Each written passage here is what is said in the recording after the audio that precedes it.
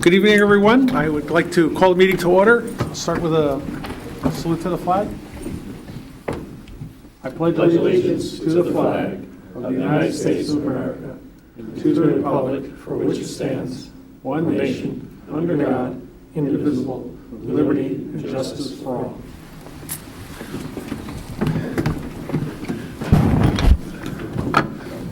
Good evening, everyone. Welcome to the July regularly scheduled Board of Estimate and Taxation meeting. We have a fairly interesting agenda tonight. We have some non-routine items and routine items and a couple interesting reports that we'll get to. And with that, I'd like to begin with welcoming everybody. Thank you for attending. I would like to call on our Budget Committee Chairman, Mr. Pellegrino, for NW1. Thank you, Mr. Chairman. NW1, I'd like to put on the table is a request by Nathaniel Witherall to release conditions for Project Renew. The item has been moved. Do we have a second? Second. Seconded by Mr. Finger. Discussion, Mr. Pellegrino? Okay. Mr. Chairman, NW1 is a request by Nathaniel Witherall to release conditions placed by the BET on the appropriation of funds for Project Renew. The four conditions relate to 1, validation of the business plan, 2, an updated cost estimate, 3, an environmental report, and 4, final construction bids. The Budget Committee took up each condition separately. The validation of the revised business plan condition was voted unanimously to be released. The environmental report was voted unanimously to be released. The updated cost estimate condition was voted unanimously to be deferred, and final construction bids were not available at the time of our meeting, so no action was taken on this condition. As to the deferral of the condition on cost estimates, a member of the committee, Ms. Tarkington, raised a point regarding the release of $500,000 into project contingency reserves that required more time to research and understand before the members of the committee felt comfortable voting on the request to release that particular condition. In the days ahead, we will work with staff and Mr. Fox, chairman of the building project committee, to ascertain the facts, options, and choices before the Budget Committee. In terms of the final construction bids under consideration, Mr. Fox will address the board tonight with an update after this report. Let's see.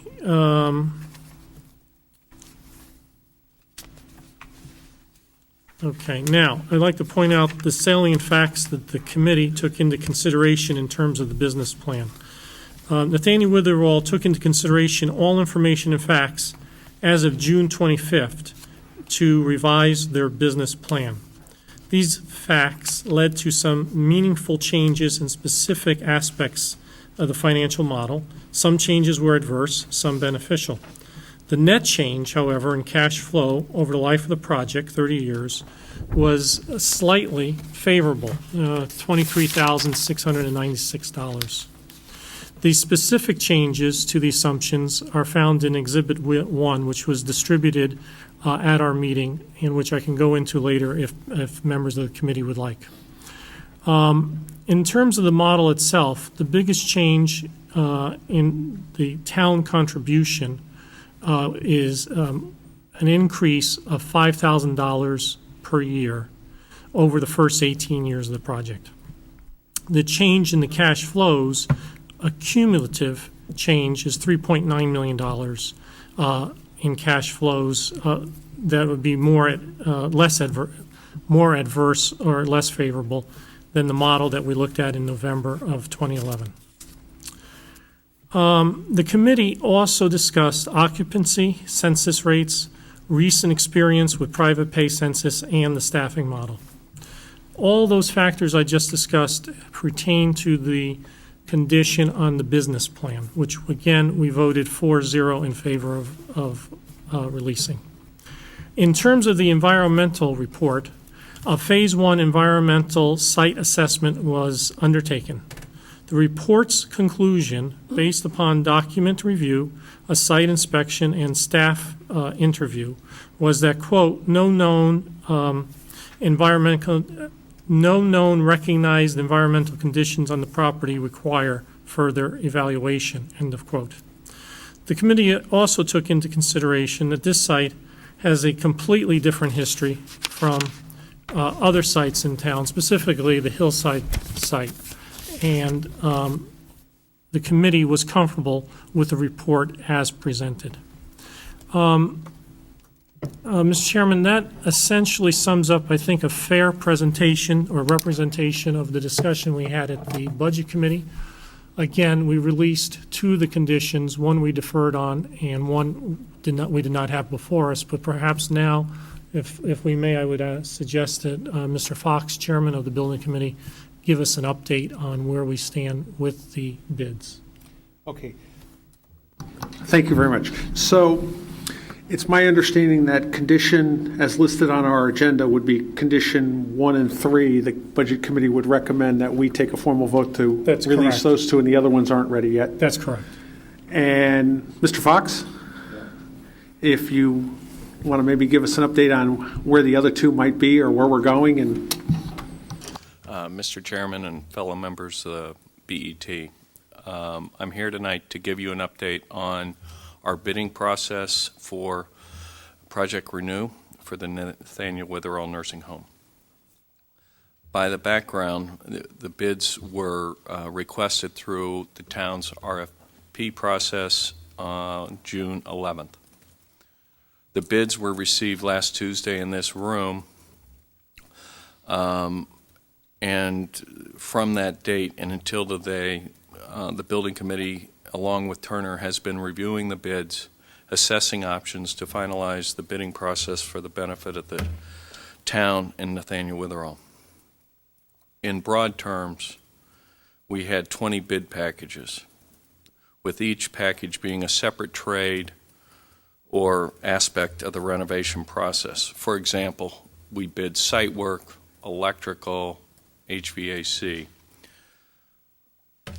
Of the 20 bid packages, to date, we have 5 of those packages which we received 3 or more bids and are within the budget.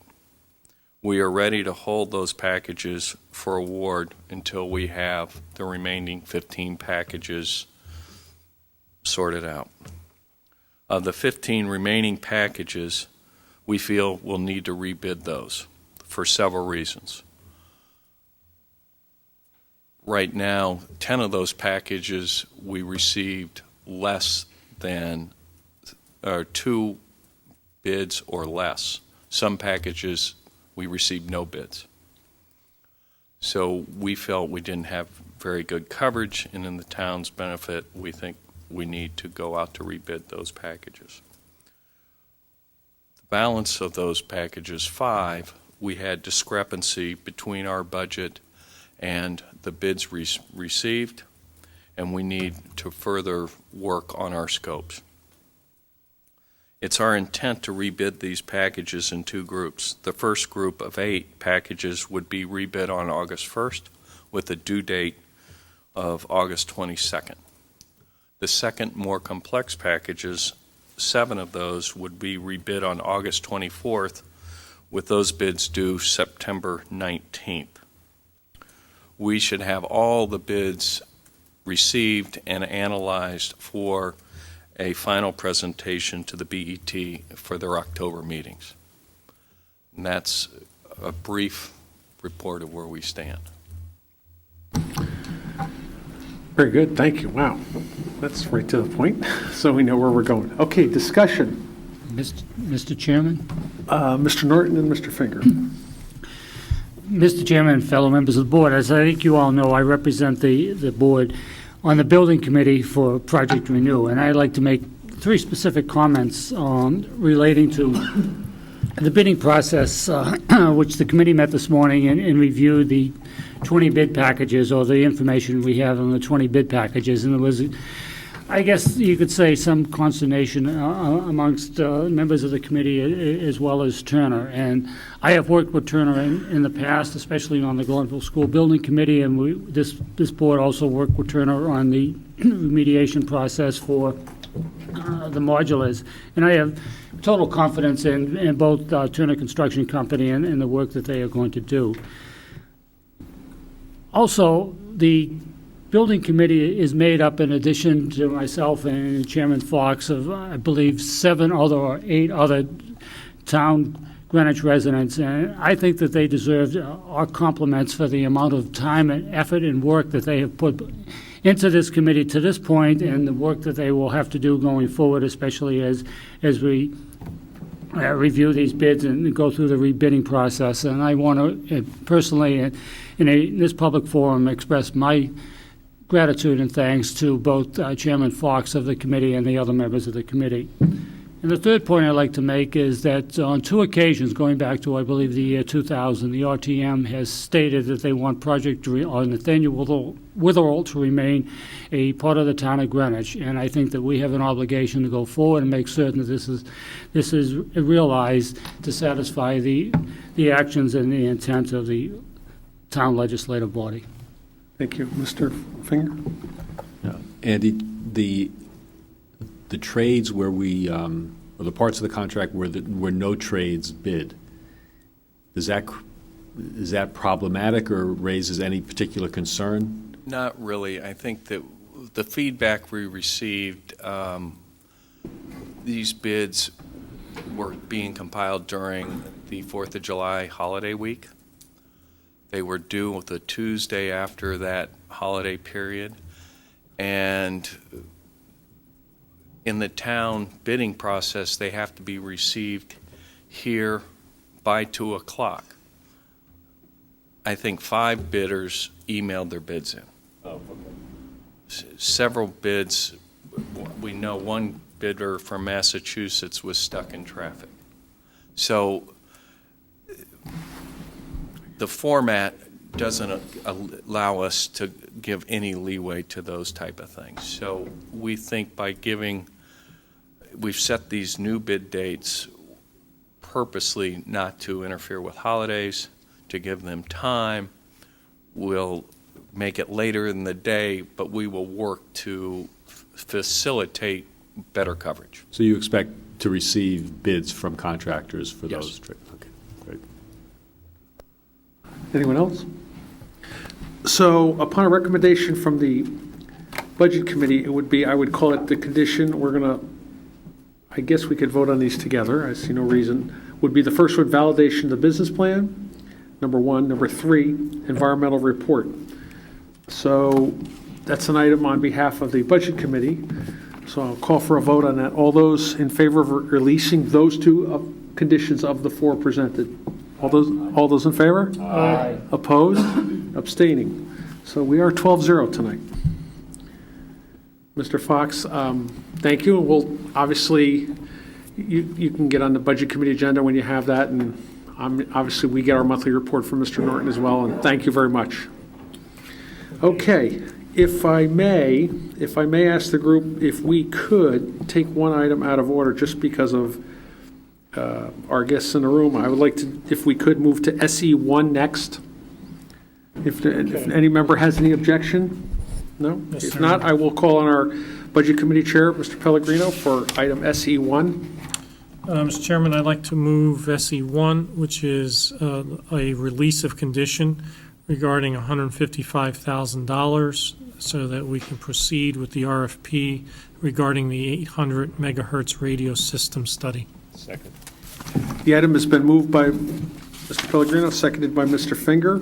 Discussion. I'll call on Mr. Pellegrino first from the committee. Mr. Chairman, in terms of background, the 800 megahertz radio system is the backbone of communication amongst the safety-oriented departments, fire, police, GEMS, as well as participants of the town, whether it's Parks and Recreation, Department of Public Works, et cetera. This is a system that's going on 20 years of age.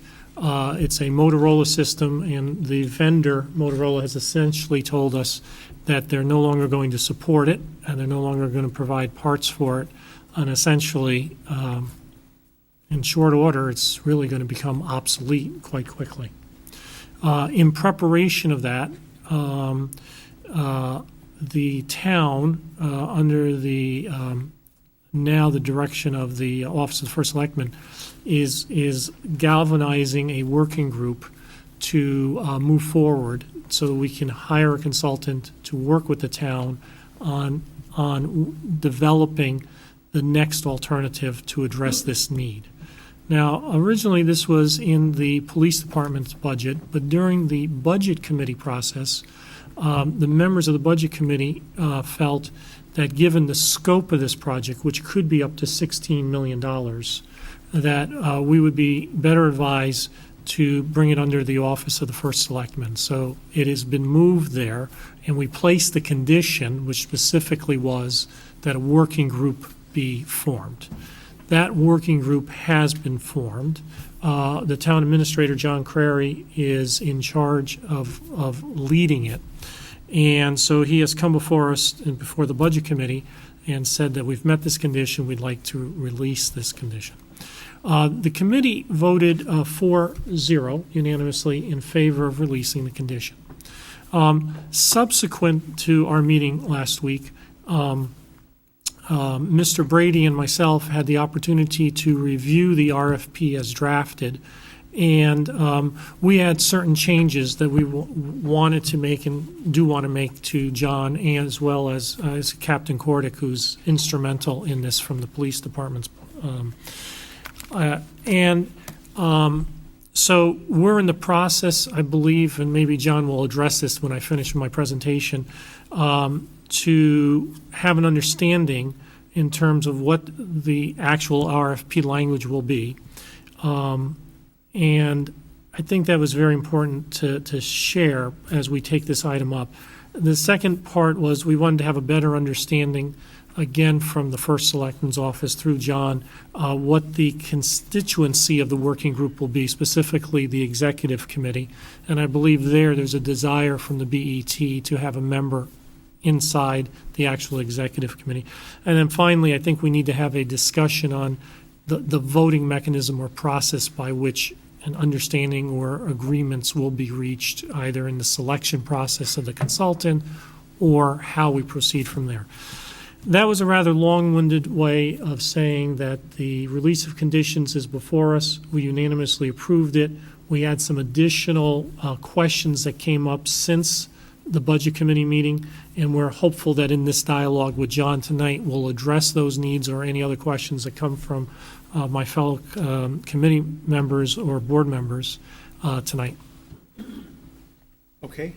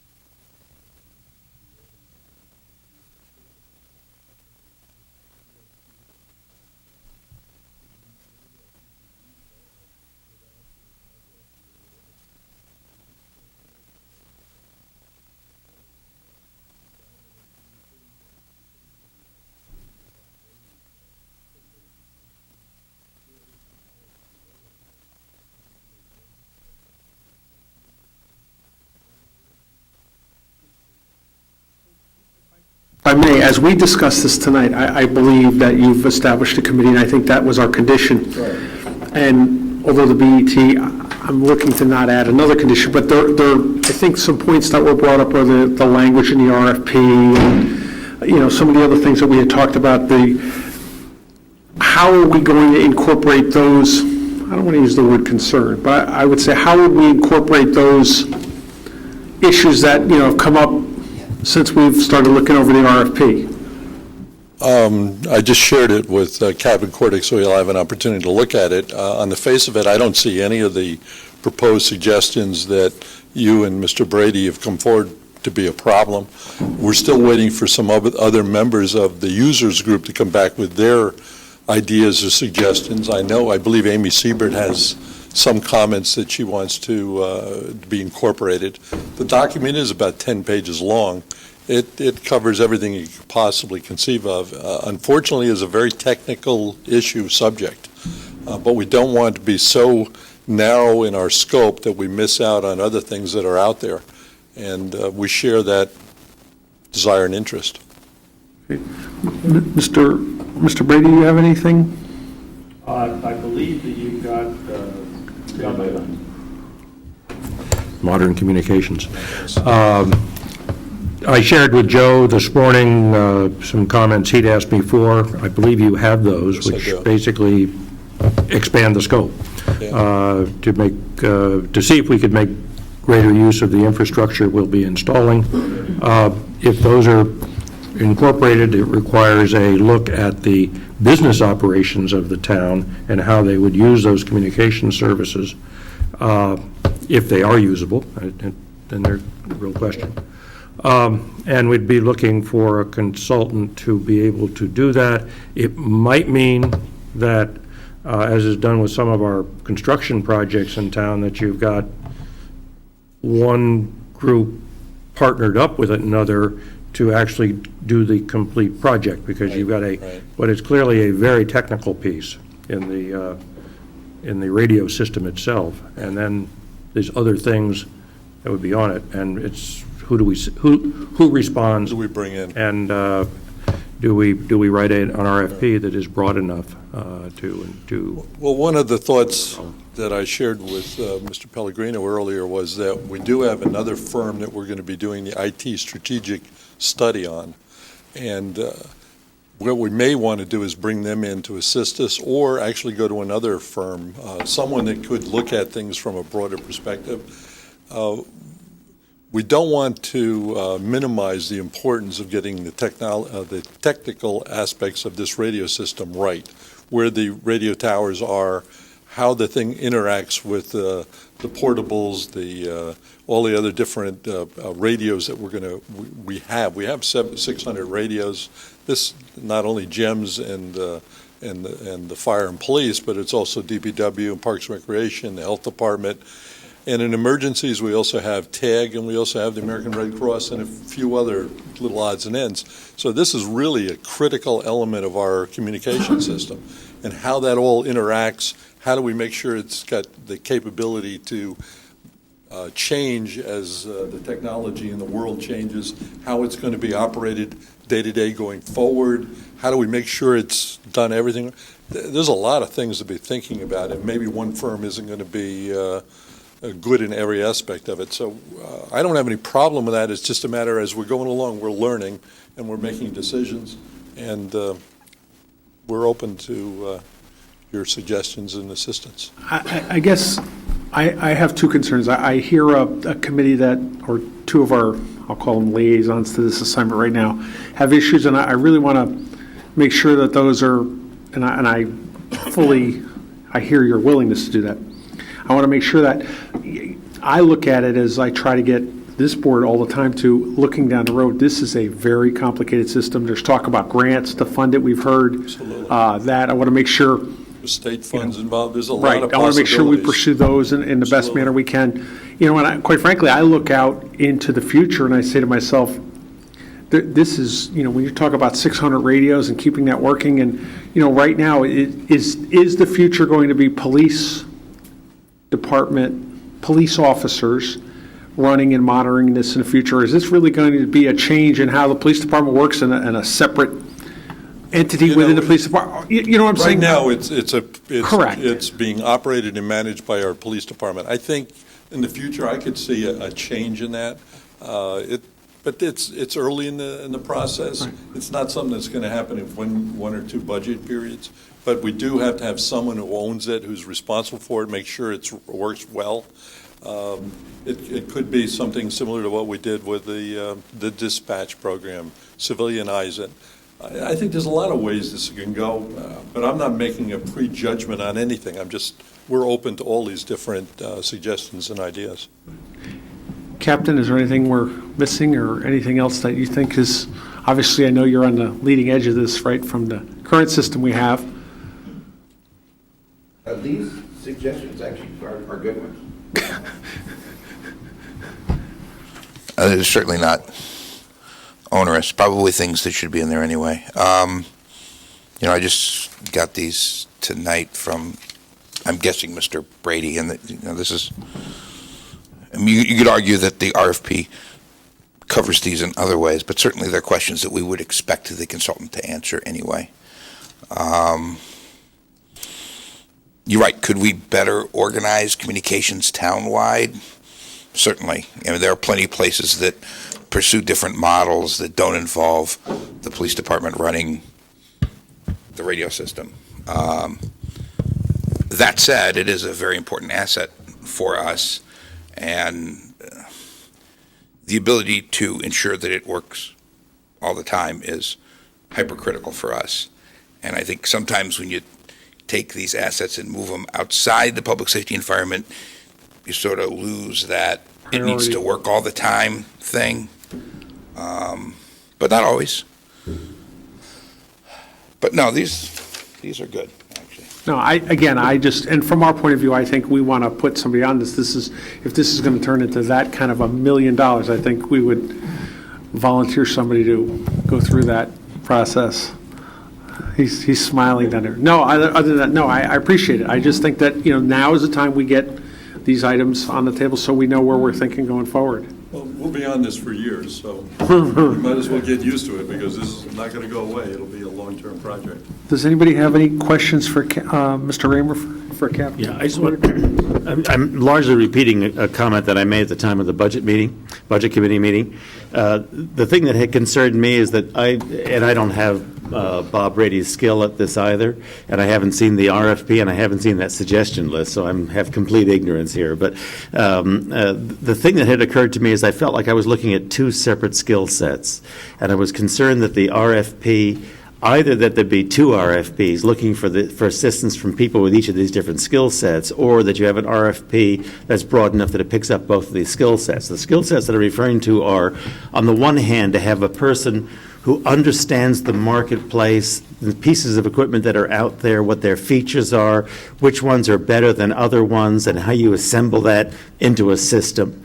The second piece, which was the piece from a BET standpoint that concerns me more, was the financial prudence issue, and that was not simply to spend an unnecessarily high amount of money to have something that has every possible bell and whistle, but to have some advice from somebody with an expertise to understand which features do you need, which features are reasonably addable, and which features are plain fluff and a waste of money to get. And it was not obvious to me that the fellow who has the skill to understand the equipment in the marketplace is the same fellow as the person who understands how to put a system together without spending unnecessary money on it. And so I was trying to focus on those two pieces. I don't know if there truly are two pieces, but to this uninformed person, I thought that there were, and I wanted to be sure that you're conceptualizing that and including those thoughts in your preparation of the RFP. I think there's actually a third, which is really what Bob is leaning towards, which is the business plan, how it all fits together. And does it, is there areas that we can improve our other communication type systems that would tie into this, maybe piggyback? There's all sorts of possibilities. As my email to you about redundancy, I think is really the critical thing here. We're going to have a number of different not just the vendor who we select as our consultant, but the state has radio consultants that they work with, people that are actually employed by the state who work on this system, the statewide system. I'm going to ask them, what do you think about this? Do we got everything we should? Do we have more than we should? Is there something less? What are we doing that, as I've told the Budget Committee, this is not my area of expertise either. I'm working with our professional staff in terms of trying to put this together, and I just want to make sure that it's done correctly, that we get what we're supposed to. I don't want to waste money either. You've dealt with me long enough to know that that's an area that I spend a lot of time on. So I share your concerns in that area. Thank you. Mr. Pellegrino? Oh, I'm sorry. Yes, Mr. Curry, I just was pleased that you commented that you're expecting comments from Commissioner Seibert, because I think it's important that the other departments, provide their input so that at the very beginning, you have a feel for what they want. And I think the other thing, and that was one of the topics that I think we discussed at the Budget Committee, and why it was moved to the First Selectman's office, was to make sure that all departments were participating, that use it and have their input. I think the other was that we don't necessarily, it's such a huge project.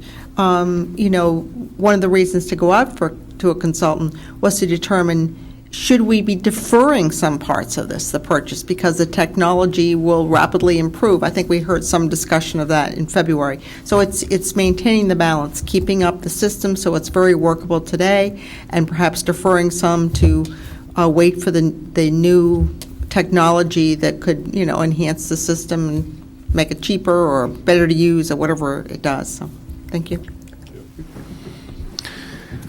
Okay. Oh, I'm sorry.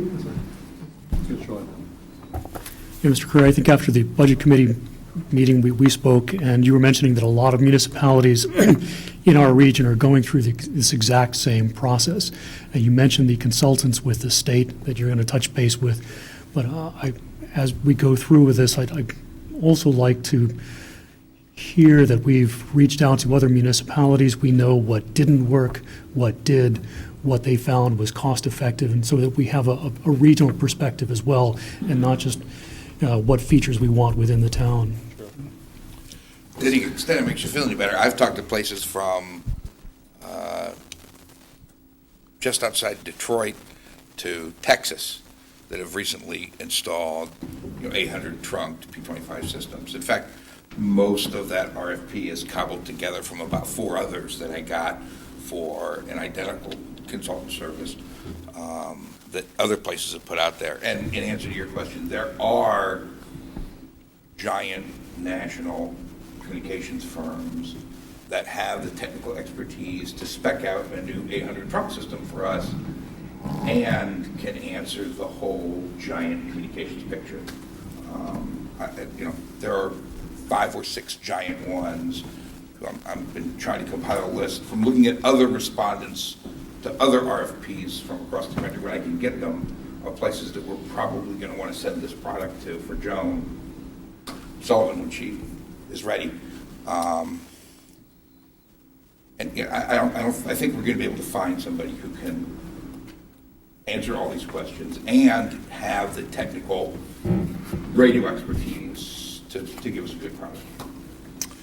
As I mentioned Mr. Chairman, if I to may. Sean last week, I get an electronic clipping service daily, and there's between 12 and 20 articles from all over the country daily that I get, and they're about everything you can conceive of about managing cities, towns, counties, from social services right up to you name it. And invariably, at least once a week, and sometimes more often, there's an article about such and such a municipality in their 800 radio system, what they're doing, and it's a news article, and I would share it with you, but they're almost all the same, and they're written by a newspaper writer who doesn't quite understand it, but he knows it's what they want to do, and they think they should do it, and usually it's when they roll it out. But it's very common. It's all over the country this is going on. So. Mr. Pellegrino, and we'll, Just an additional comment, Sean, to your question. It's premature, but I do know that our emergency coordinator, Mr. Warzola, is looking at this on a regional basis, specifically, I believe, the Fairfield County region or the SWRPA one or whatever As we the call it. chairman of a subcommittee Right. working on this. And so, again, under the First Selectman's office, there is another member of the team who's looking at the issue of can something be done here on a regional basis. I don't want to get too far ahead on that because I have not spoken to Dan directly. I've only had indirect conversation. So I think that that's certainly something that we will look at, because the question of whether or not there is efficiencies or savings or purchasing power or possibly even a larger range of where the equipment would go with different frequencies for different towns. All those issues are still ahead of us and are topics that we plan to examine as we go forward. okay. With that, SE1, I'll call for the vote on that item, and this is a release of conditions on $155,000. It's been moved and seconded, discussion, and I will call all those in favor? Aye. Opposed? Abstaining? Okay. 12-0. Okay. Thank you, Captain Cordick.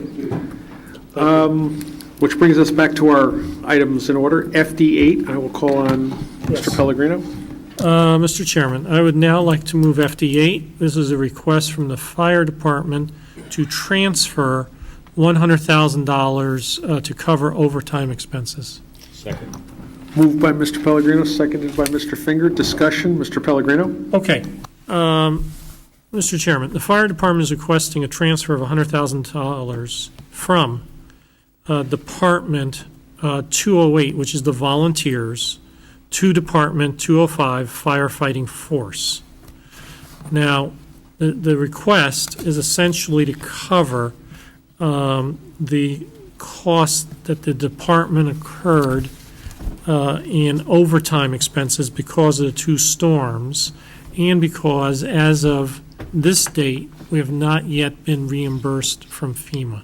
We do expect to be reimbursed in the future, but right now, we have not yet been reimbursed. So this is really a reimbursement of $100,000 that we expect to receive in the future. Now, what I want to go to specifically in my comments are, this is, as I said, coming out of or moving from the volunteers department. Specifically, it's object code 149, which is professional and other specific services not otherwise classified, which is the budgeted amount for call-out reimbursement.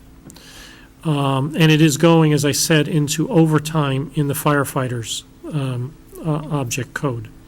What I want to point out here specifically to the volunteer force is that in fiscal year 2011, the actual amount of funds spent on call-outs was $106,130.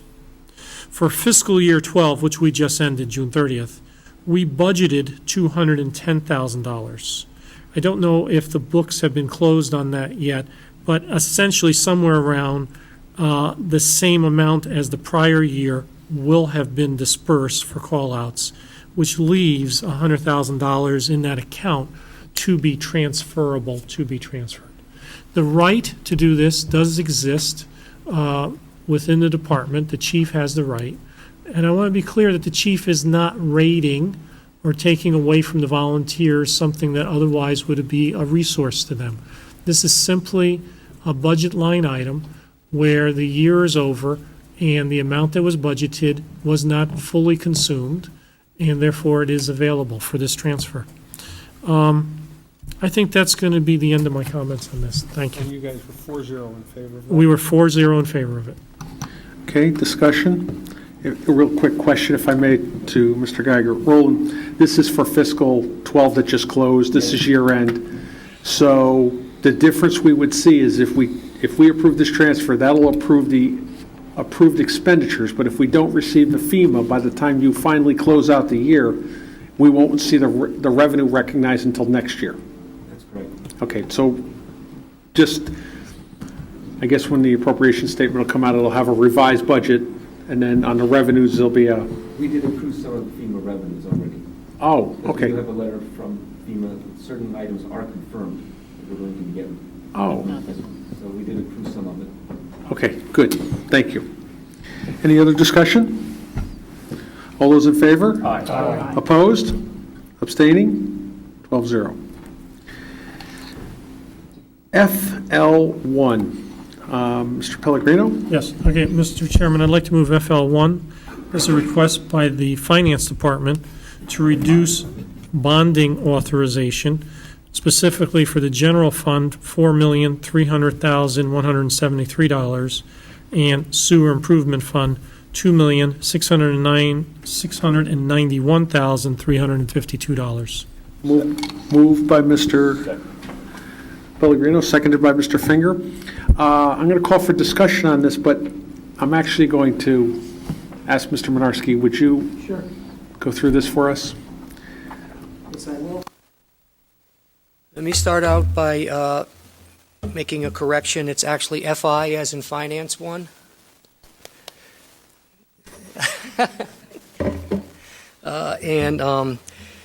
I'm on the agenda page FI1, and it refers to 1112. These are authorizations that could actually technically be closed out at any point of the year. But what we've done traditionally is to close out the non-bonded projects every June, and we're going to start and continue the process on the bonded side. The current program for bonding is 7 years old, and let me start out by differentiating between the two programs. Every year we approve a capital projects program for X number of dollars, and there's two forms of financing these projects. Either they're funded through the mill rate at 100%, or they're funded through the bonding program. With the mill rate funding process, when a project is finished and is officially closed out each June by the BET, the cash that has been funded by the mill rate is sent back to the capital non-recurring fund, as opposed to the bonding program, which we're referring to tonight under FI1, is not cash. This $6 million figure is actually a reduction of an authorization. So let's just say hypothetically you have a $20 million project to build a school, and you spend $19 million. We, through cash flow projections, only borrow $19 million, and then the other $1 million is never actually borrowed. So that's the situation here. And if you refer to page 3 of 28 in the package, the BET package here, you could see where each one of these is layered. Fiscal year 7, 8, 8, 9, 9, 10, and then there's a closeout for the sewer improvement.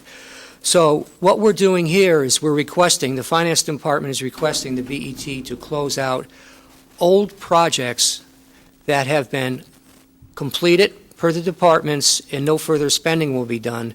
And they'll be taking off the books. They're considered authorized unissued. The difference is you authorize a program for $20 million, hypothetically. If you borrow 20, you've issued 20, the authorized on issue is $1 million. So what we're doing is asking for these 4 years to be closed out, and you have to actually go to the FI1 budget adjustment sheet to see where they're broken down by the 3 years in the sewer improvement fund. Now, at this point, I'll answer any questions if I've confused anyone. So let me see if I can start. So what you're doing is you're taking authorized borrowings off the books. So where would that leave us in our debt policy? What level would this bring us from where to where? Are you going to get to that later tonight? No, it has no impact on the debt policy, meaning that it's the debt policy. For example, I'm going to get into the controller's report. There's two ratios we use, but one of them is the $210 million of outstanding short-term and long-term debt. It's already baked into the numbers, and I'll bring it up later. Okay, I get it. These are monies that are not going to be borrowed. They have some of an impact on the 10-year financing plan or in the previous 15-year financing plan. For example, if you go to the the page 3 of 28 in the agenda, where it's 07, 08, where we're closing out $1,512,000, we'll never borrow that. But the portion, that means that that would have been bonded and would have been reflected in Roland's 15 and 10-year programs 5 years ago, 4 years ago, 3 years ago, 2 years. So it does have a slight impact, and I believe Roland will forward in the near future the impact on it. It's not material as far as these. Okay, I get it. So I don't recall doing this before. No. What is, we've traditionally, first, as I said before, the program's only 7 years old, okay? The first the first borrowing was 2007, the Tuckman property, and 2.5 for the public safety for 11 and change. That project was completely spent, so there was no need to close it out. So going back to 2000, the first real good year, first year where we have a reason to close out is 2007-8, referenced in the budget adjustment sheet. What we did was we were thinking about doing it a year or two ago, but the bulk of the projects that were outstanding were in the Board of Education area, and we didn't have absolute assurance that all the bills had been paid and the projects were in fact in need of being closed out. So we actually waited 1 year. But this, you're correct. On the bonded side, this is the first year we've done this. On the mill rate borrowing side, where we return to the capital non-recurring, we do it every year. Okay, got it. So it is the first year. Okay. Discussion? Wow. All those in favor? Aye. Opposed? Abstaining? Okay. That finishes up, if I'm not mistaken, our non-routine applications. So I would, at this time, if I'm correct, I would call on our clerk for the routine applications. Mr. Chairman, I'd like to move 4 routine applications. HD1, Health Department for $7,622, approval to use HERR grant, HAIR grant. HD2, Health Department, $54,927, approval to use PHEP grant. HD3, Health Department, $4,000, approval to use MRC grant. NW4, Nathaniel Witherell, $110,000. These are transfers to cover major object code shortfalls for the just past fiscal year. Second.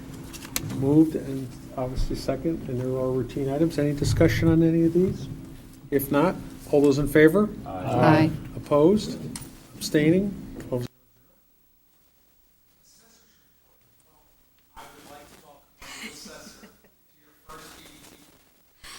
Thank you. Good evening. Good evening, Mr. Thank you. Good evening, Mr. Chairman and members of the VET. We've presented you our July 2012 report, and I'd like to just give you a brief summation of what's going on in our department. First and foremost, the July tax bills are out. They were sent out on June 14th and 15th. And the majority of our workload in July is going to be strictly answering taxpayers' concerns and adjusting motor vehicle tax bills, either deleting them or making prorations on them accordingly. As far as our reports to the Office of Policy and Management, we had 2 due this month. One was our senior, which also is known as the elderly homeowners reimbursement.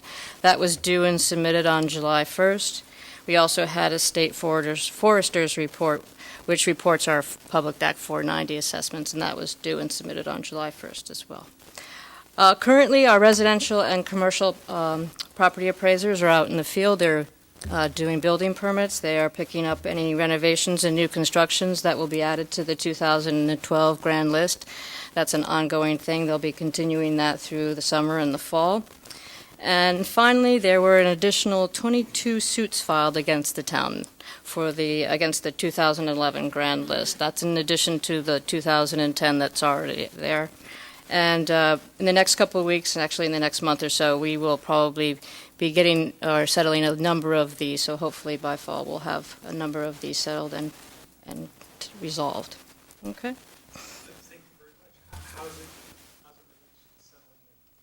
So far, so good. Oh, he's wonderful. He doesn't have to. Well, I'm happy to take this over. Thank you.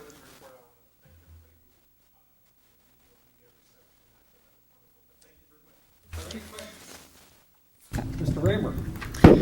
I made a request a short time ago of one of our liaisons. I want to mention it, if I may, to the assessor, so that the assessor's not caught completely by surprise.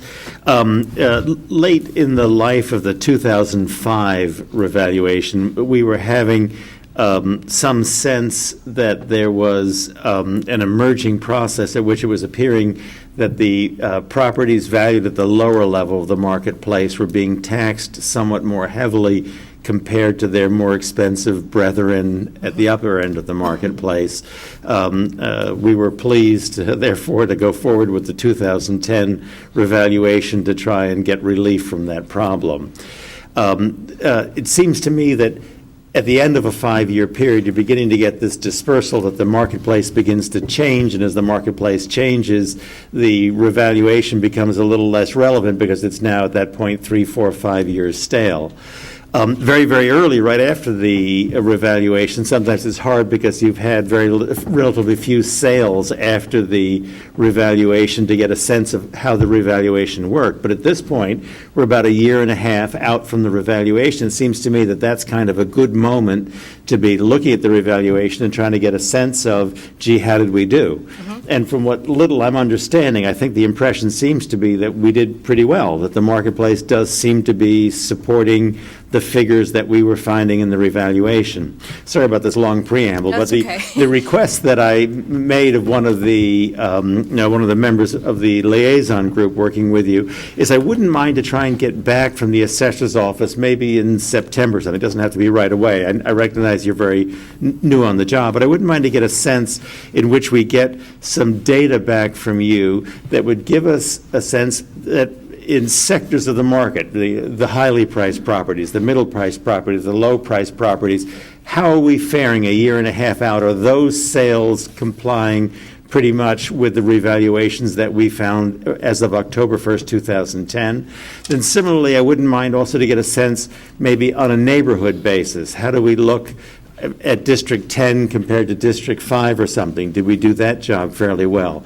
I don't know if one routinely has this kind of data available, but the request that I'm making through the liaisons is that perhaps as the summer comes to an end or something, I wouldn't mind to see some data. It doesn't have to happen every month, but we've never gotten that kind of data from the assessor's office, and I, for one, would like to see it at one point. It seems to me this is a pretty good point in the revaluation process to be taking our reflection, if that's all right with you. And actually, what you're trying to figure out is if your assessments are regressive. In other words, yes, the smaller, less valued properties are higher assessed based on sale price versus the higher priced properties.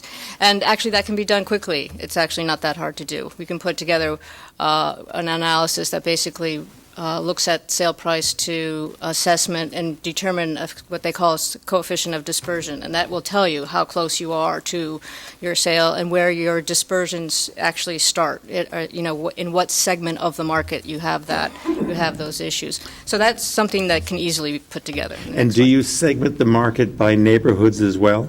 You can actually, depending on how you want to do it, you can do it a number of different ways. You can do it, and actually you should do it a number of different ways to determine exactly where your weaknesses are. You do it by sale price. You do it by neighborhood. You do it by, sometimes, depending on the municipality, you can do it by style of house. You can do it by square footage. There are so many different ways you can run this report, and you basically should do a lot of them so you can really determine which factors are problematic. Thank you. Based on your experience, what type of sample size would you think would be sufficient to make that a meaningful disbursement? Actually, I think you have plenty of sales to do that. I mean, the IAAO says you have to have more than 10 or 20 in each group. You have over 90 sales a month. So depending on the group, I mean, you may not have one in one particular group if it's a small segment of your property class, but you certainly have enough in a majority of your single-family homes, for instance. You may have a harder time doing that with commercial properties here. Okay?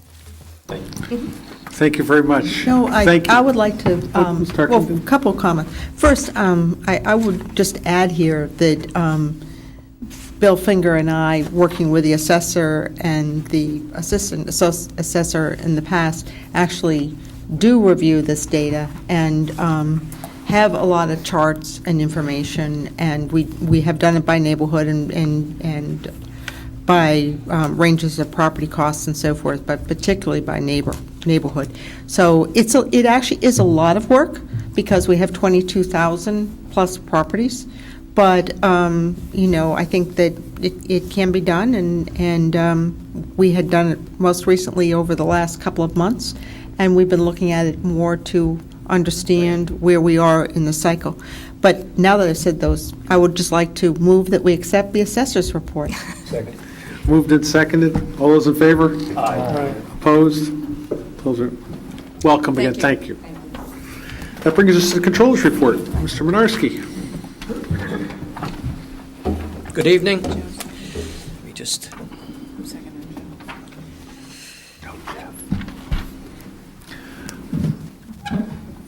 As Lauren mentioned earlier, I'll start out by talking about the prepayments in June. The tax bills did go out on the 14th and 15th that weekend, and they were all out by that Monday. And as indicated on page 1 of the controller's report is the fact that last year we collected $29.4 million in prepayments in June, whereas 2 years ago when the bills went out late we had nothing. This year we're up to $35.7 million in general fund collections and almost $1 million in sewer. This is excellent for a couple of reasons, but most importantly, the cash number, which is around $74 million plus, goes into the CAFR, and it goes into official statements, and it shows the town of Greenwich at June 30th, was when you take your snapshot for audit purposes, with a tremendous cash flow availability of money. And I know that if you go on the internet, if you read Bloomberg, any paper in the country, the big story now is states and cities running out of cash. And this bodes well for the town of Greenwich, where we have a tremendous cash flow and no problem whatsoever, especially when you anticipate June 30th to be your low point for the year in having cash.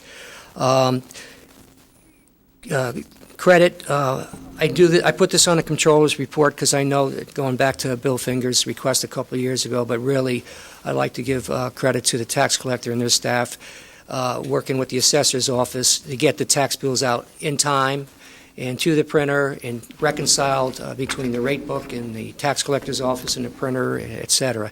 So that's good news as far as the prepayments for the second year in a row. The second, on page 2, I'm going to stick with before I open up to comments. We have 5 new members, and last year, for about a 5-6 month period, we had a lengthy process starting in the BET Audit Committee in February, where I worked with the financial analyst to bring forward a debt policy and a fund balance policy. It culminated in July of last summer, and the BET passed a debt policy and a fund balance policy. And in the first paragraph of the second topic here, this is actually the first, June 30th is the first time we get to measure the results of that debt policy and the fund balance policy. There's 2 ratios we use. One is the 70%, the debt service for the year can't exceed 70% of the capital levy. And I've put the numbers in where you've got the 17.5878 million was the debt service for the current audit year, 11-12, and it resulted in 55% of the capital levy. We already know what the debt service is for next year, and it's going to rise up to 58% of the levy for next year's $34 million. The second criterion, and the one that you've is publicized and talked about the most during the budget process over the winter and into the spring, was the $210 million number. And the number, not audited, but this should be 99.9% accurate, is $133 million of long-term and short-term outstanding debt. So at this point in time, the measure is $133 million. The cap is $210 million. Of the $133 million, there's $40 million of the short-term debt, and I could tell you almost exactly $20 million of it is of that borrowing is all Board of Ed projects. About 40% of it is MISA. We started borrowing, and the rest is the roofs, HVAC, et cetera, that they ask for every year. Let me stop here for a second before I move on to the second and third point, third and fourth. Any questions on this, the debt policy at this point? I included it in the back because I knew there was 5 new members, and I didn't want to refer to it without them, the 5 of you having the opportunity to read these 2 policies. The fund balance policy, I'm going to defer because I'm going to come up here and with the chairman, Mason, and get into a little bit more about the year-end results and the impact on the fund balance policy. And then finally, the flash report I just got about an hour and a half ago, I didn't even have a chance to read it. All I know is that the composite return was good for June compared to May, which was 2.9%. We've picked up about $8 million over the previous month. This flash report, the private equity and debt portion, which is $33 or $35 million, is lagging. It's reported quarterly. We don't have the June 30th results. That's why I always put in here unaudited when I put it in the controller's report. This is the one flash report when it becomes auditable, meaning all the numbers are available, because it's the snapshot that goes into the CAFR, the official statement, and it's the figures that the actuary is going to use when he does the actuary report as of July 1st for next year, which determines what the annual required contribution is going to be, the number that keeps rising, which is presently at $16.4 million, and will rise to $19 million. Having said all of that, I'll open it up to questions on what I've said or anything else in the report. Mr. Pellegrino? Pete, 2 questions, please. One, on page 2, you state that as of June 30th, the town is currently projecting an $800,000 surplus in the workers' compensation claims account. How does that relate to past years? Is that larger, smaller, what we expected? Last year was the year we had about had a shortfall about $1.2 million. Okay. This year the surplus is about $800,000. The problem is that if you take the 2 years collectively, or the 3 or 4 years, you're okay, but you're at the mercy of catastrophic claims. 2 years ago, we had the 3 claims that single-handedly cost us almost $900,000. 3 claims, all back operations at Greenwich Hospital. We didn't have them in the year I'm reporting. So it's to answer your question is, we probably had our worst year in 10-11, and we probably had your best year in 11-12. So I mean, for volatility purposes, I wish it was more even-handed. Yeah. It's one of the problems with being self-insured. I wasn't here more than 8 years ago, but I think the town had the same problem in the healthcare when it was self-insured.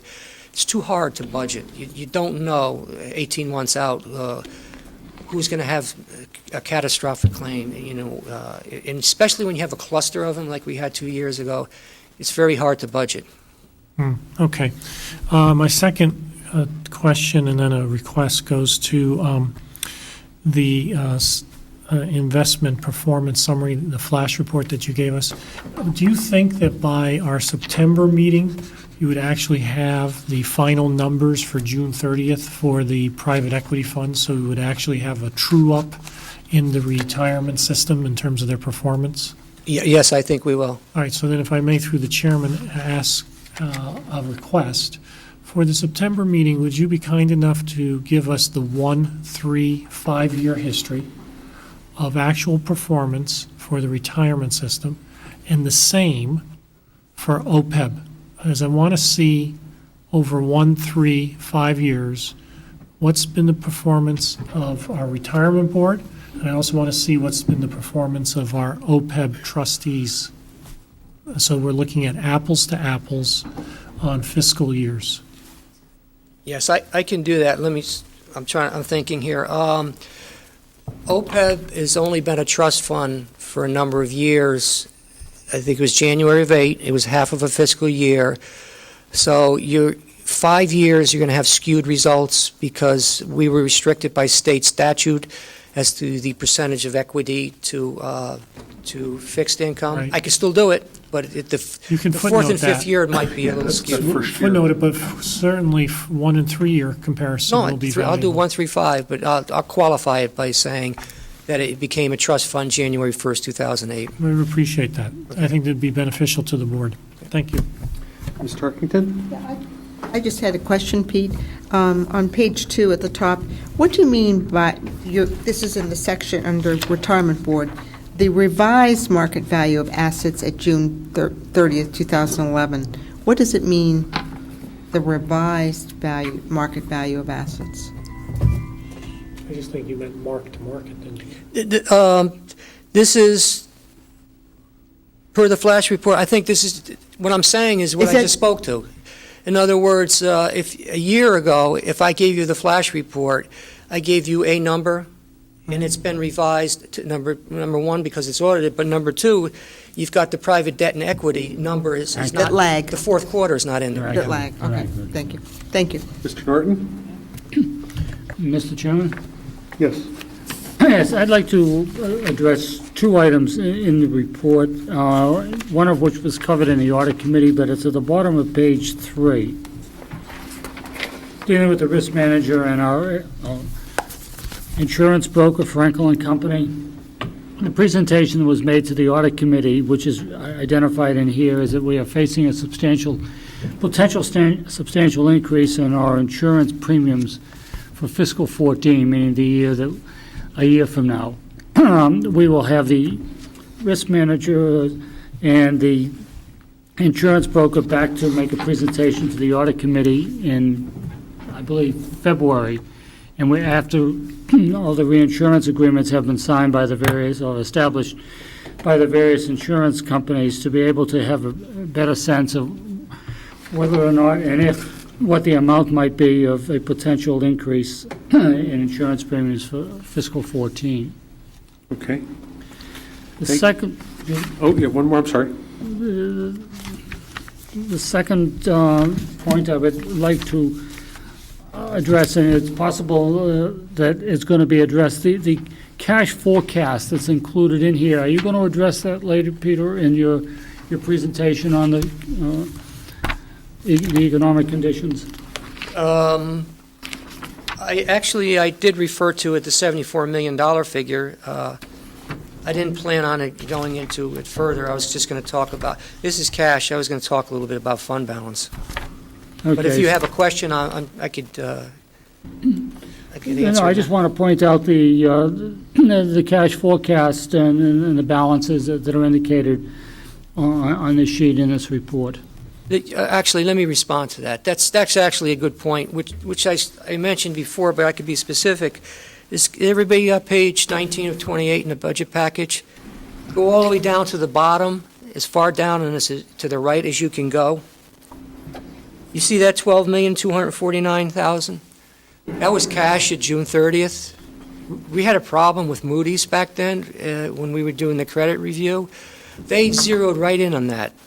That's when we were in the middle of, at the end, throughout the third or fourth year of phasing out modified pay-as-you-go, where we had a negative fund balance.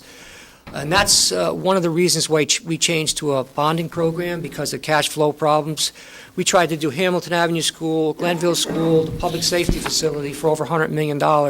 We couldn't do it with pay-as-you-go. So we had to do Glenville School bonded, and we had to do a portion of the public safety. It's an excellent point, Art, because you can see where we went from the 12 million to the 28, and the 72's got the 22 million in it of prepayments, but it was actually around 40 million. So we've gone from 12 million up to the 40-something million. That shows up in the CAFR, and that's no longer an issue with the credit rating people. I'm glad you brought that up. And if I can go back to the first comment as a follow-up, the issue of the spike in the property insurance renewals based on a variety of reasons nationally impacting the insurance industry might be worthy of inclusion in the budget guidelines. You might want to put a little blurb in there about the potential. They're conservatively saying 10% on 2.5 million total. It could be higher. We'll know further in February.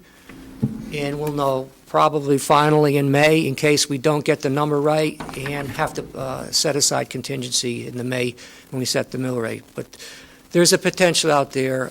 We could have a spike in the insurance policies for the next renewal year, meaning 13-14. We've been flat for about 3 or 4 years now. If you remember, the budget's like $3 million for 3 or 4 years, all in. So, thanks, Art. Thank you. Okay, with that, I'll entertain a motion at the control. Moved by Mr. Norton, seconded by Mr. Johnson down there. The controller's report be accepted. All those in favor? Aye. Opposed? Abstaining? Treasurer's report? I'll move to accept, Mr. Chairman. I have a motion to accept the treasury report. Moved by Mr. Norton, seconded by Ms. Tarkington. All those in favor? Aye. Opposed? Abstaining. BET Standing Committee reports. As everyone knows, our committee reports, we try to get them out ahead of time, so you have them for review if there's a question. And I do encourage, if there's something that I think really needs to be highlighted, I do ask our members who are submitting those to respond on that. So I think we have 2 that we need to have. One of them, they may be part of trigger an action item, so I would call on Audit Committee first. Mr. Norton, do you have anything that you wanted to highlight?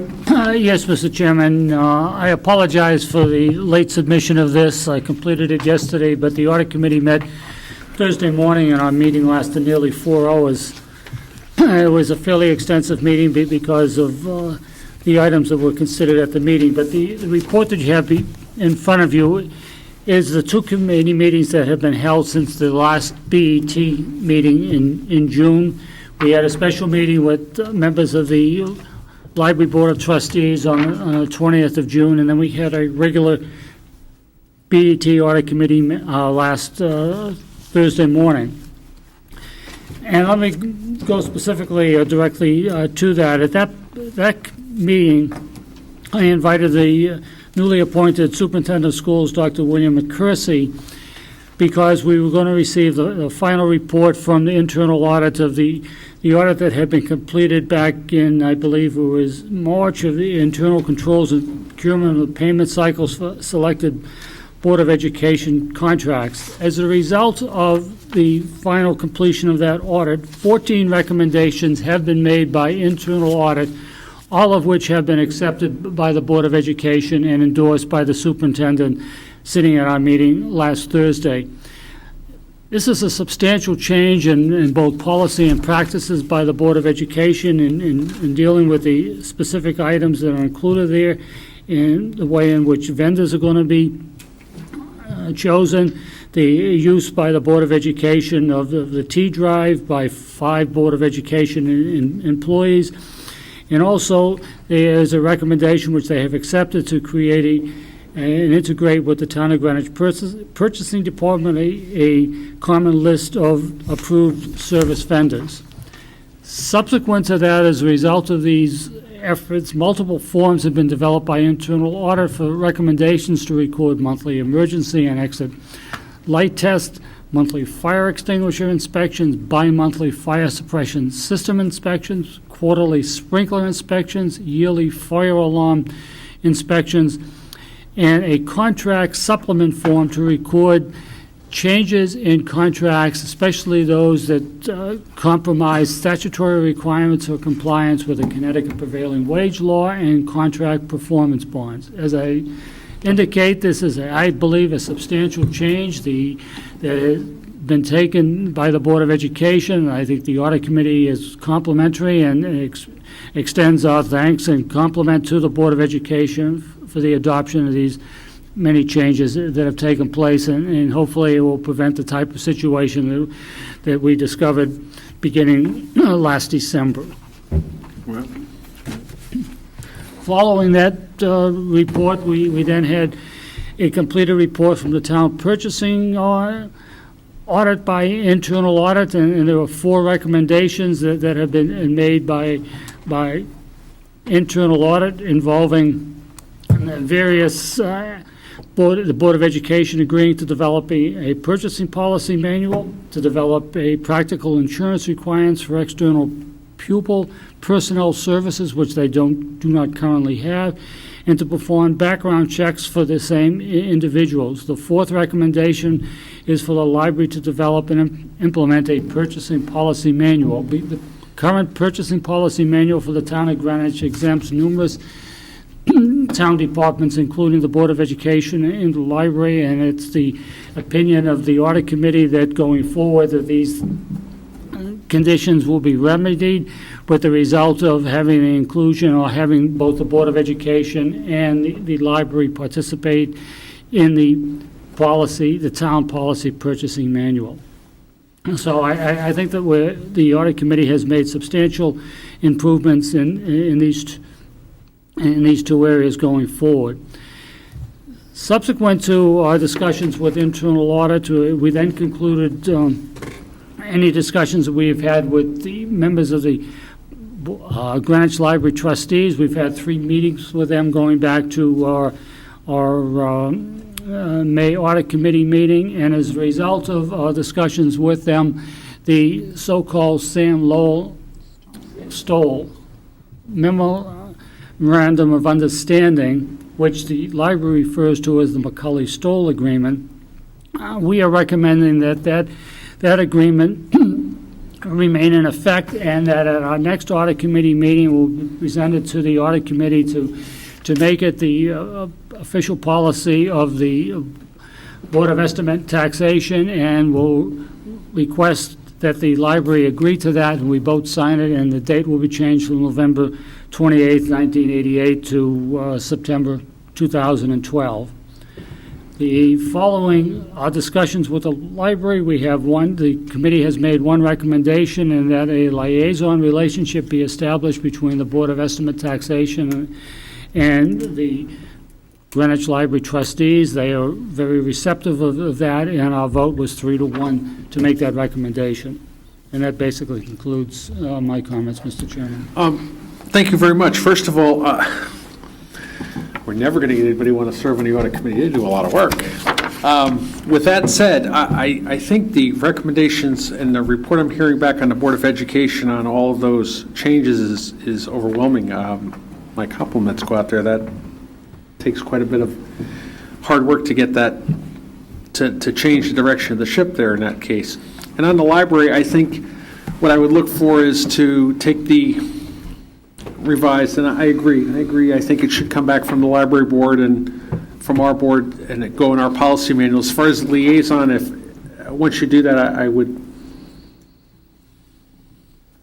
think we would do that, and I would look towards maybe our September meeting. Before I did that, I wanted to maybe have some conversations, not planning ahead for that, and I think we're better off suited when we talk about things a little bit in advance, but good work. Thank you very much.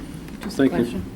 Ms. Kieran? So, Art, the recommendation is for a BET member to serve as a non-voting member of the Library Board of Trustees. Is that correct? Absolutely. We have no intention of having them create another board position, so we don't have members serving on boards of any other. We have liaison relationships with multiple town departments in the Greenwich Library, or the libraries of another town department. Museum, etc.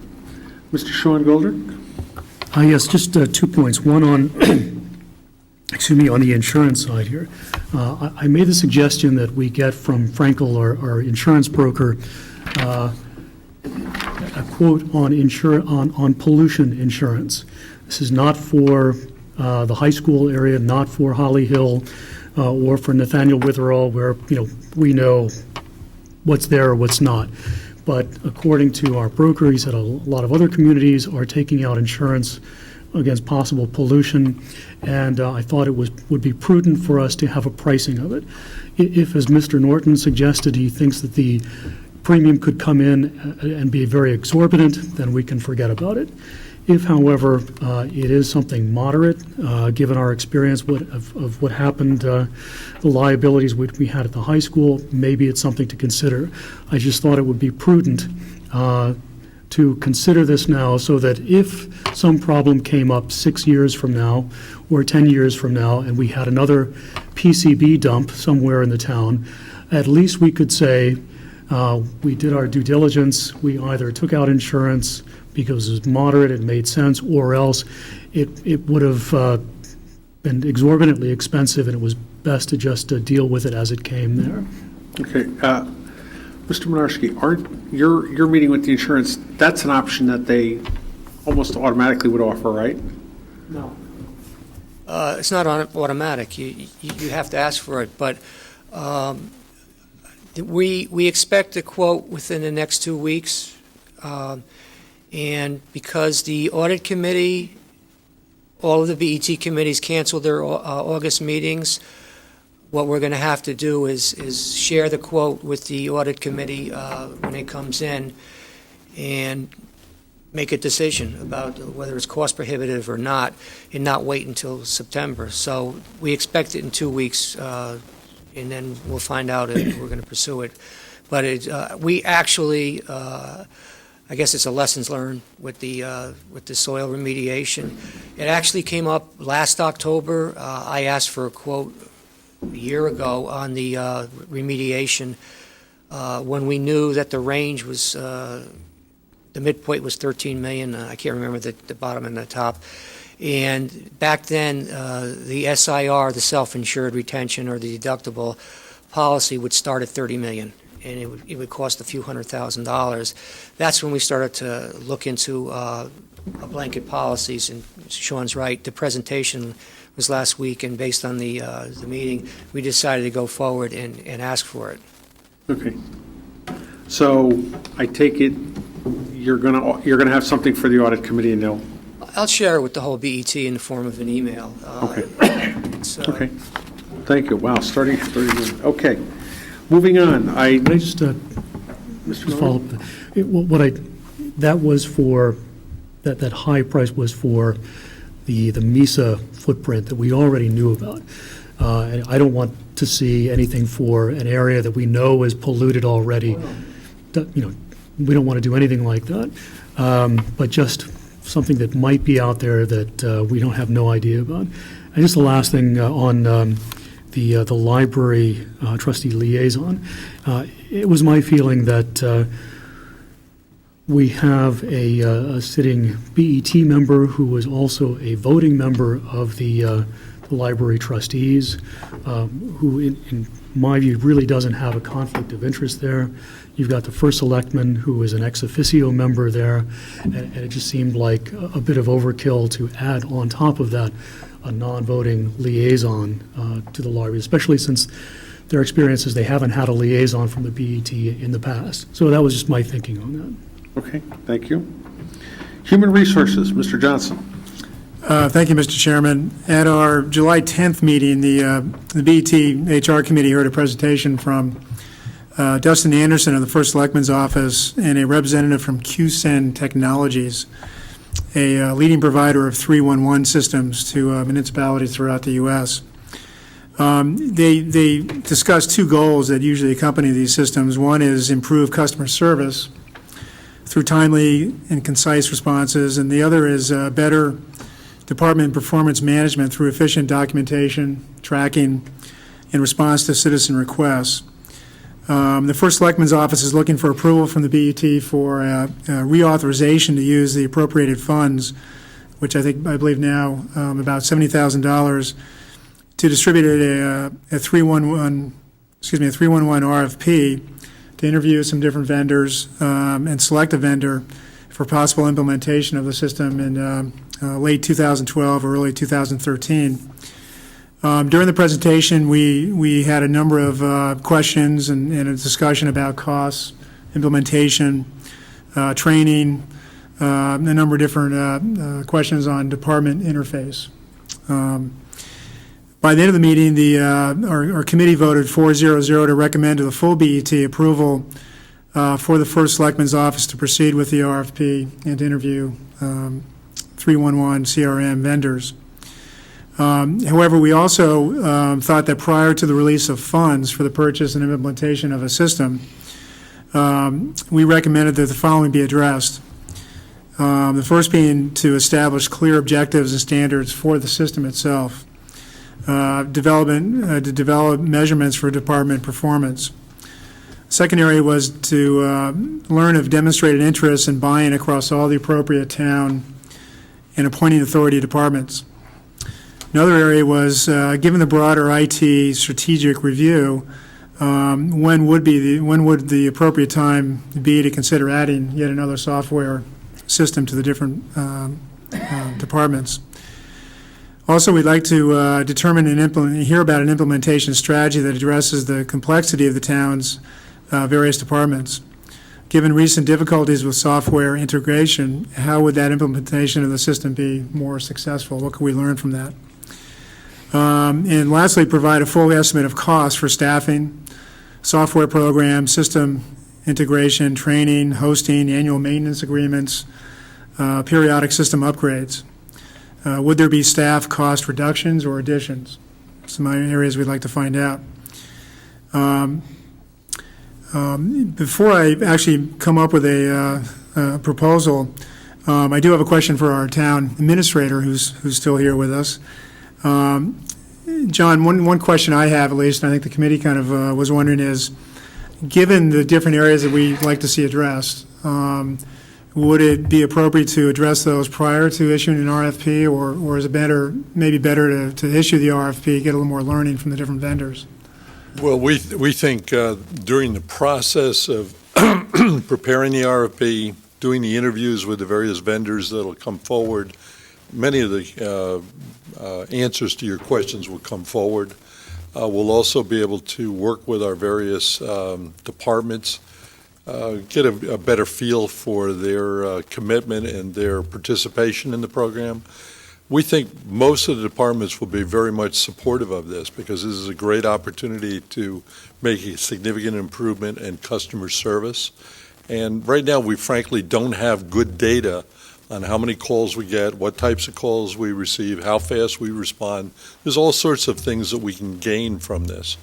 The biggest concern that I mentioned to you was that fact that we do have an existing program in DPW, which is like a work order system, and that would have to be integrated with whatever program we set up. And while we've talked with some of the vendors about how to do that, they're all confident. We need to put a little bit more time into that to make sure that is, in fact, doable, because there's no point duplicating what we have already. Okay, thank you. Mr. Chairman, what I'd like to do is make a motion that the BET approve of the First Selectman's office to proceed with an RFP and to interview the CRM vendors. I would like to suggest we reserve the right to address this at a later point when it actually comes to approving funds to purchase the software and implement it.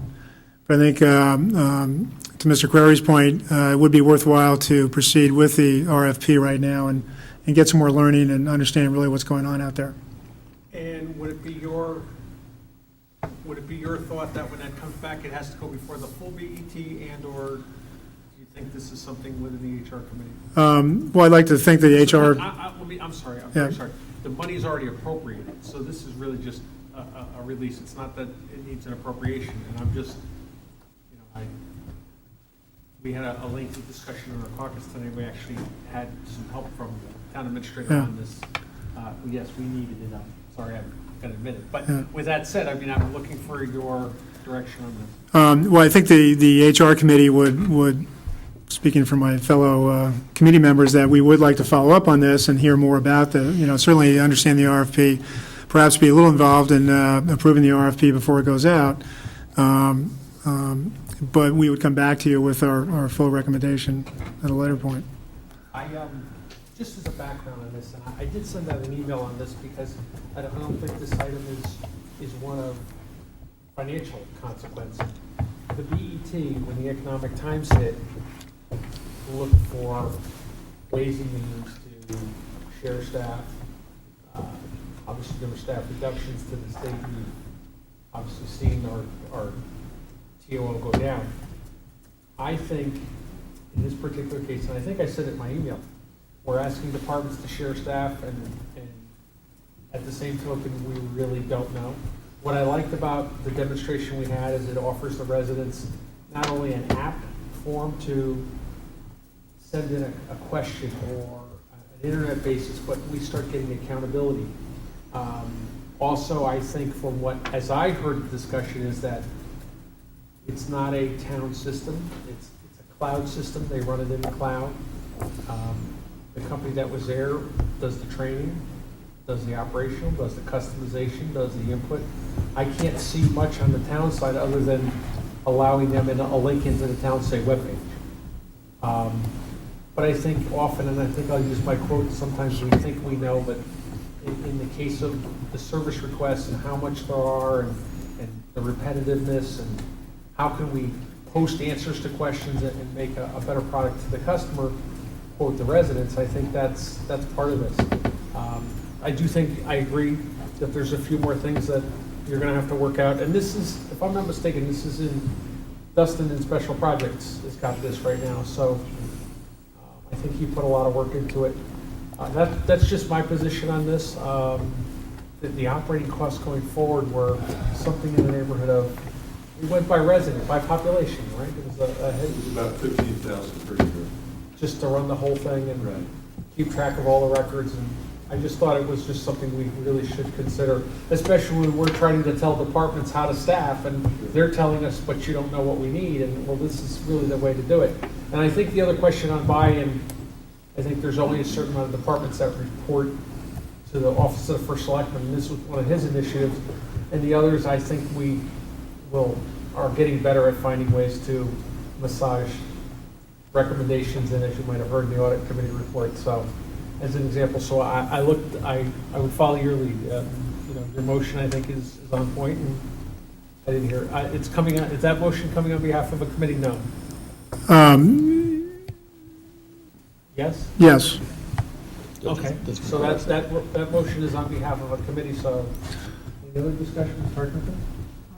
Yes, as a member of the committee, I would also suggest that similar to the radio system RFP, that it be, the RFP itself be reviewed by a couple of members, at least, of the HR committee prior to being released, very similar to the radio system, and perhaps even another department or two, the way Amy is looking at what the police department is doing, but, sort of a parallel system, for the buy-in.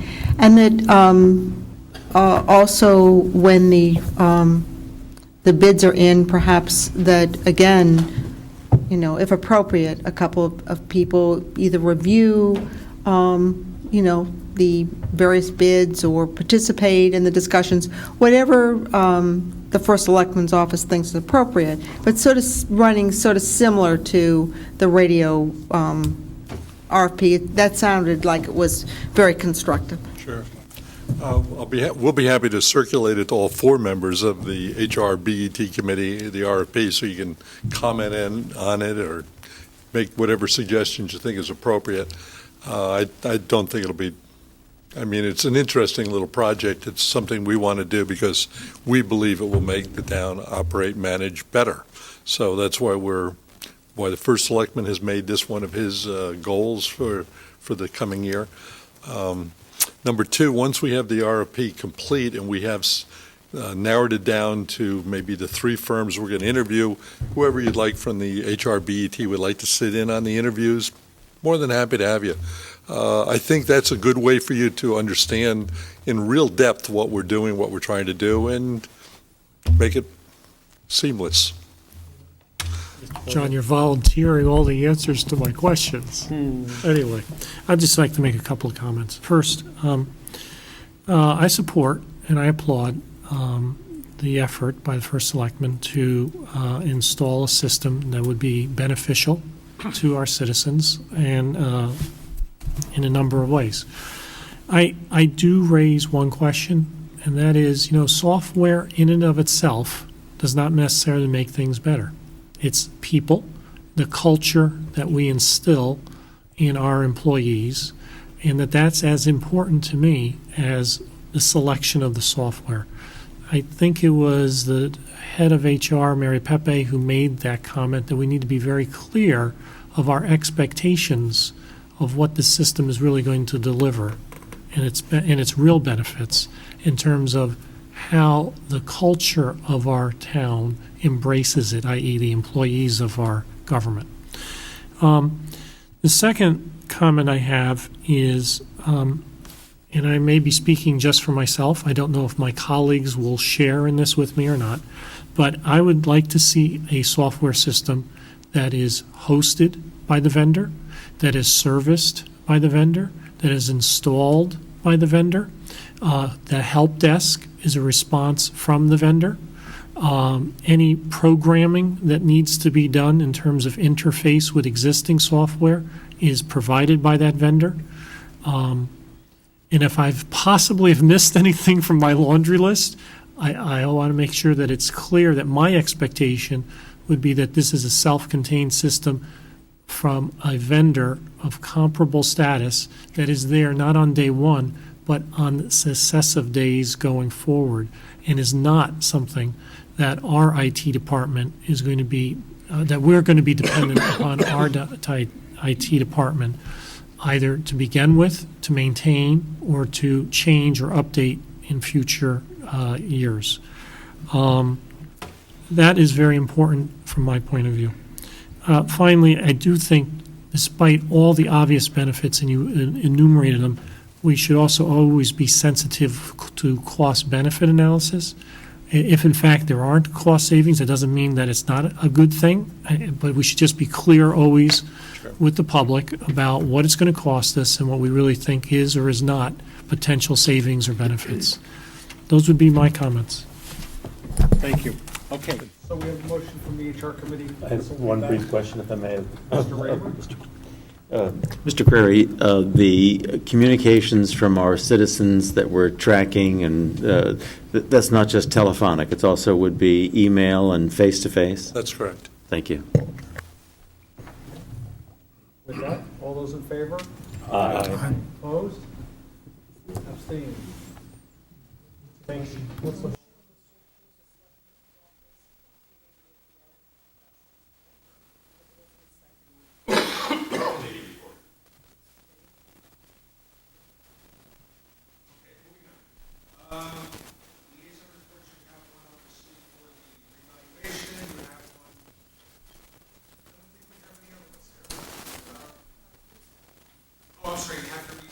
By the way, everybody is getting board of that weekly, bi-weekly reports that are going out electronically. Board has to do a wonderful job here trying to keep everybody in a community. Special projects team. Excuse me, Mike. You should turn on your mic. Thank you, thank you. How long have you been waiting to say that, John? Special project team reports. I turned mine off because hopefully this way Joe gets the hint. So, special project team reports. We have two real quick there. Labor contract, GOSA is in negotiation as we speak right now. Kieran and I are on that one. We have a busy week or two ahead of us on that.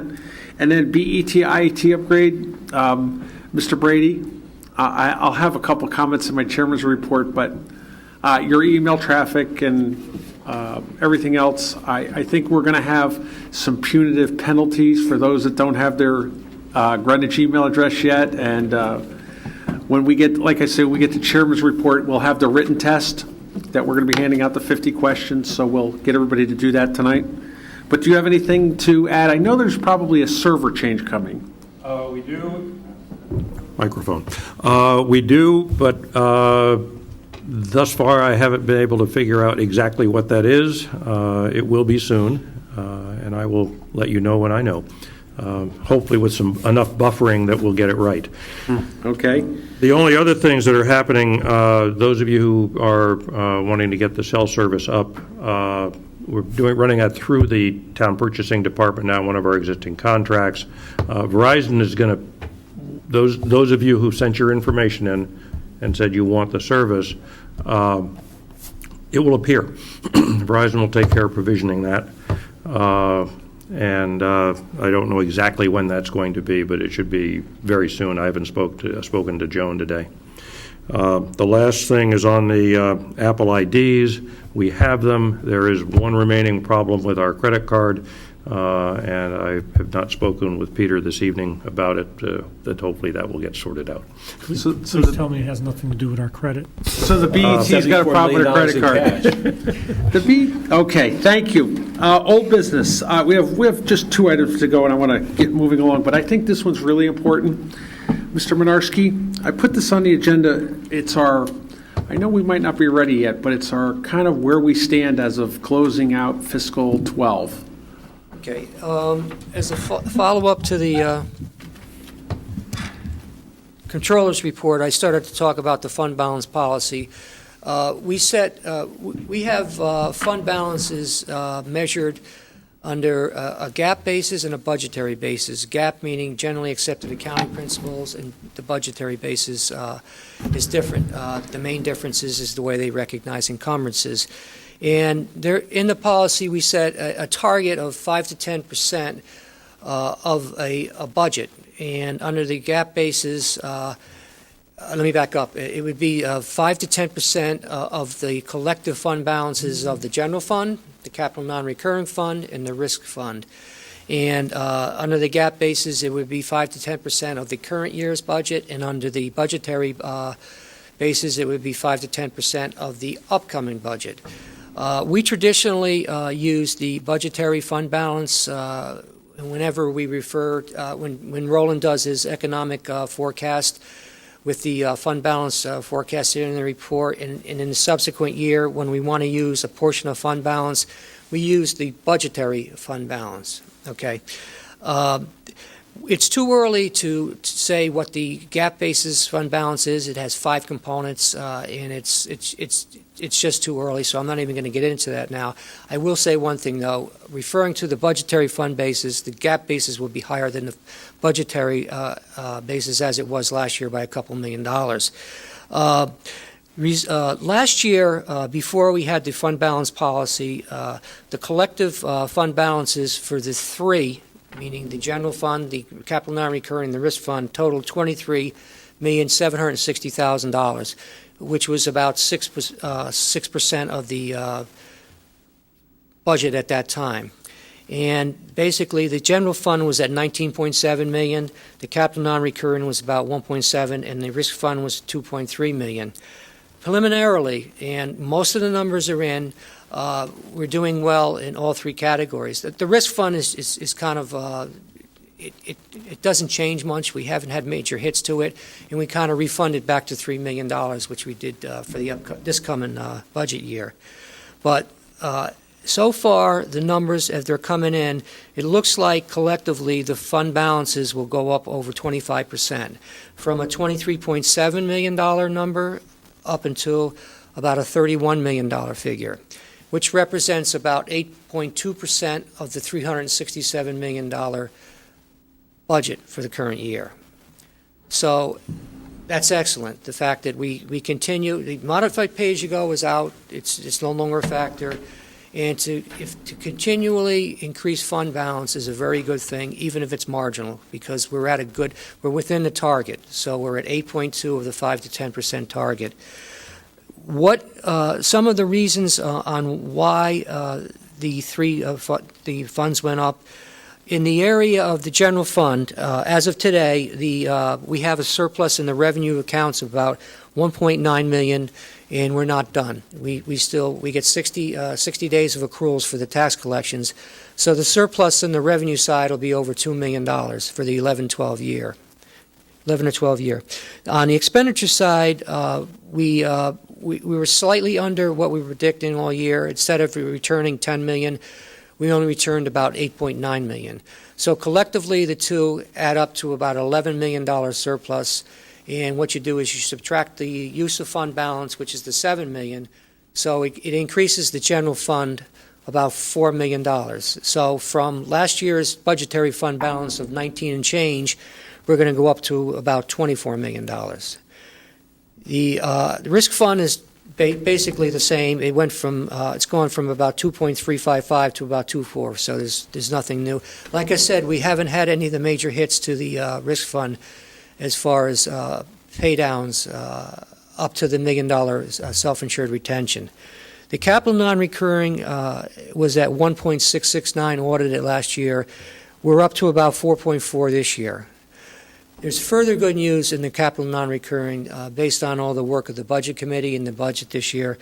We are, subsequent to June 30th, where we put $2.8 million into the budget to cushion the capital non-recurring, and we also have a transfer from the general fund of $2.766. So we're projecting $10 million for January 30th, 2013. And that's where, at the recommendation of the Budget Committee and the support of the BET, you put out there that $7 million reservation as a cushion against soil remediation for Greenwich High School. So in a nutshell, we had a good year, and it's all in the area of fund balance in a number of major categories. There wasn't that many, where we had shortfalls in revenues, they were reciprocated where they had offsets in expenditures. The employee contribution for the healthcare at the HSA, we had a big shortfall in the revenue, but we had a big surplus on the expenditure side. In the retirement, the 131, the account headed up, it used to be by Jim Lavin, and now the HR department. We had like $1 million shortfall in revenue, but then that transfers into $1 million surplus in the expenditure, so they kind of offset. So they're really, and I mentioned before, the workers' comp had about $800,000. It was actually $791,000 surplus. The other big surplus in the expenditure side was the health care, which was $2.8 million, which made up the two of them made up about a third plus of the $8.8 million surplus in the expenditure side. So that's where we are right now. We basically, everything's been posted on the expenditure side, and it looks good. So I think this is probably the most important conversation this board has, especially with guidelines beginning in a week or so with some preliminary discussions. You know, we do budgets and we have unknowns in front of us. You know, we have 3 big capital projects. We have, you know, an idea of what the estimates are, but we have unknowns. We have Hillside Road. And I think that, you know, we're doing our community a good service by, you know, putting ourselves in a position where, as this stuff comes up, we have hopefully have some resources to cover them. Our debt policy, as these projects hold off, you know, we're paying down our debt, and we haven't taken on. The high school project is how far behind? At least 2 fiscal years, I would say, right? So we didn't really do those borrowings, so we're still clicking off debt. We're nowhere near our 210 cap. And what would you think if we committed to MESA now, committed to Central Firehouse, committed to Nathaniel Witherell, where would that put us in our debt policy as far as outstanding? Worst case, Spike, we probably would hit 155 next year, a year from now, 155 million outstanding. And because of the tranche borrowing, because we're really not. What really helps us, really helps us, is the fact that if these are not being funded in a timely manner because of whether you saw tonight another further delay, the soil remediation with MESA, the rapid retirement of debt really helps us. The fact that we're retiring our debt over 5 years. There's very few municipalities that retire debt. I think Randy might support this. At least in Connecticut, I don't know of anybody that retires debt in 5 years in the general fund. I mean, I've heard of 10 years more commonly, and 15 and 20 years. But that really helps us as far as staying away from hitting the $210 million. If I can comment, that turnover is exactly what allows us to take on more projects and get more work done. No, I think that's that's exactly where every summer prior to being chair, we started guideline discussions. Guidelines this year, we all know, might be significantly different. But again, I think when we redo our model going forward and to see what this does to our 10-year model for the whole town, I think this is the starting point. I think this is all very positive.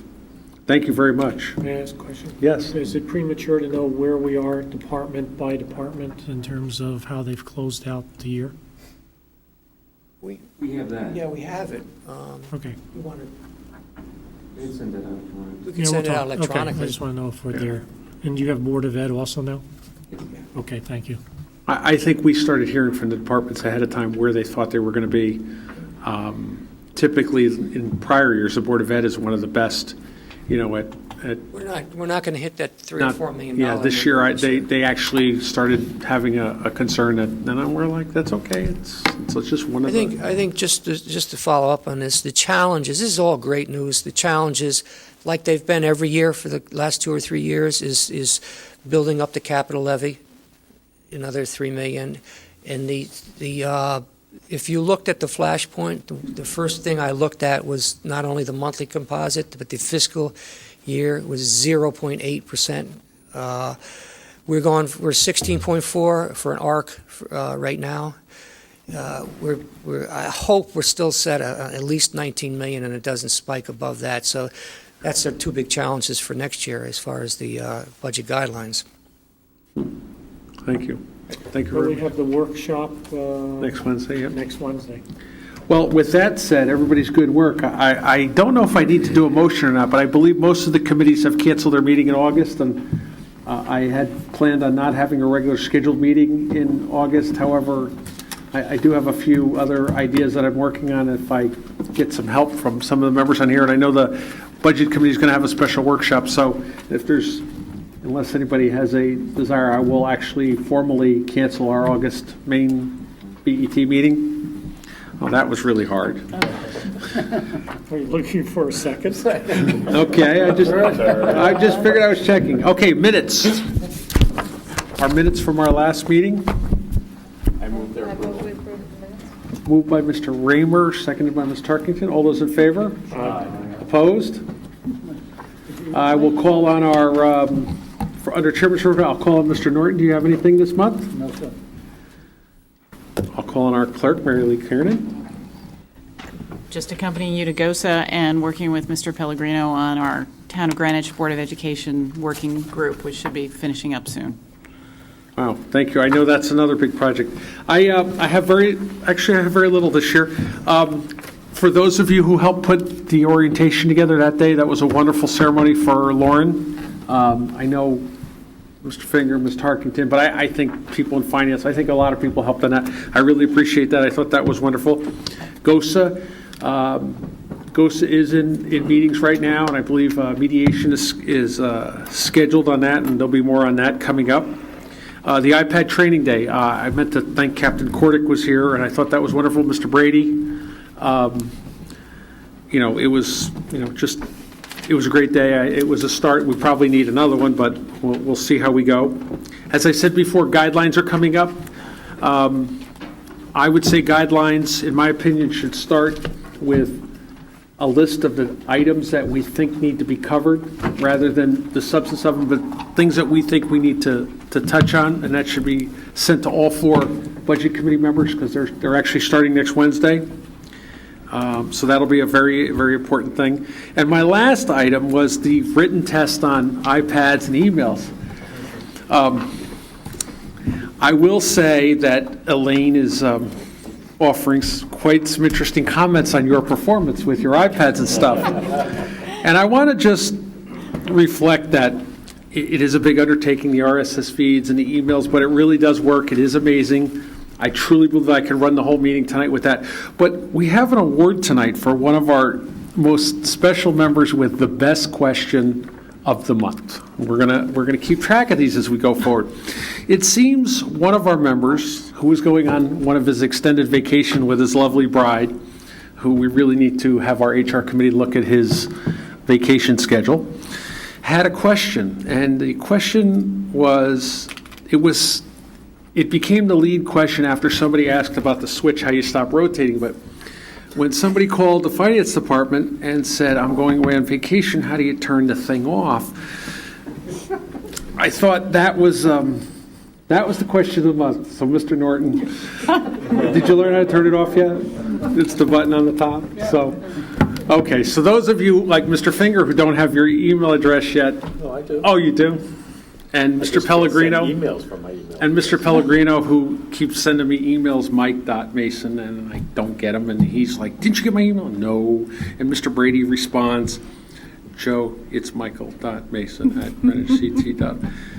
So, these are. Somehow you got in the machine as Mike. So with that, we're having fun. We always have to have a couple laughs every month. So, is it Mr. Brady this month, or is it Mr. Goldrick this month? A second? All those in favor? Aye. Have a great summer, everyone. Enjoy, have fun. Thank Enjoy you. Honolulu.